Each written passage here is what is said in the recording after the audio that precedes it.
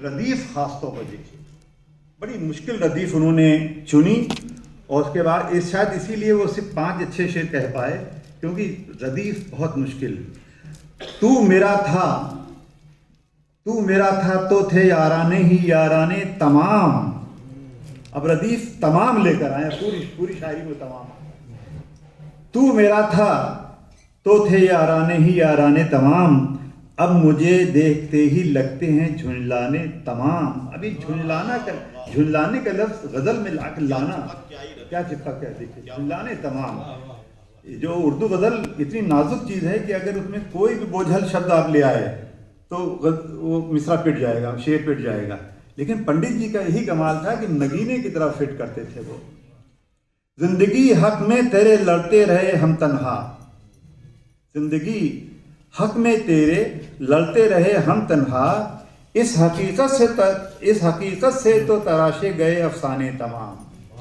इस हकीकत से, अब हकीकत और अफसाने ये दो विरोधाभास, और एक ही शेर में ये दोनों लफ्ज को लाना और उसमें एक मानी पैदा करना। क्या मानी पैदा करना?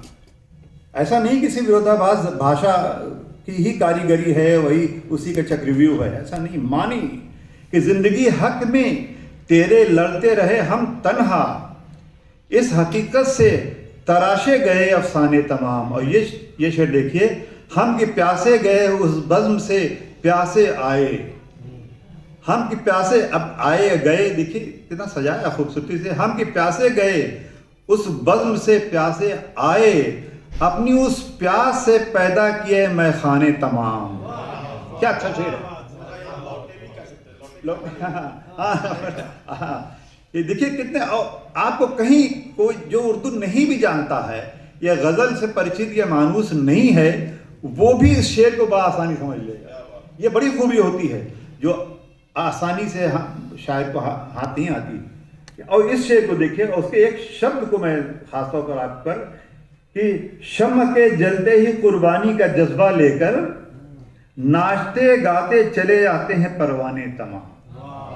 अब यहाँ शमा, मोमबत्ती को कहते हैं शमा उर्दू में, मोमबत्ती भी उर्दू के लफ्ज है, तो अक्सर लोग पूरा शमा इस्तेमाल कर जाते हैं, जबकि सही लफ्ज है शम्मा, हल्का सा एंड दबा हुआ। अब आप मगर ज़्यादातर लोग शमा शमा शमा इस्तेमाल कर जाते हैं। कभी मिसरा भारी पड़ जाता है, कभी मिसरा हल्का पड़ जाता है, क्योंकि उन्हें मालूम नहीं शम्मा हर रंग में जलती है सहर होने तक।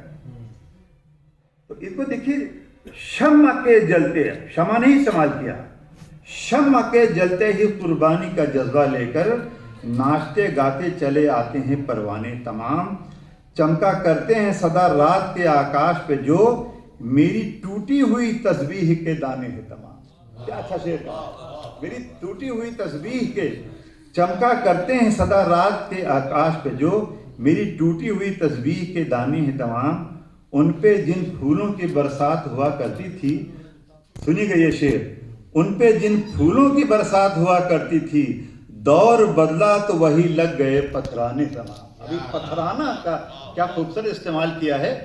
तो पंडित जी सर से पैर तक शायर थे, उर्दू गजल के शायर थे, बल्कि मैं कहूँ कि खुद उर्दू गजल थे, तो इसमें मुबालगा नहीं होगा।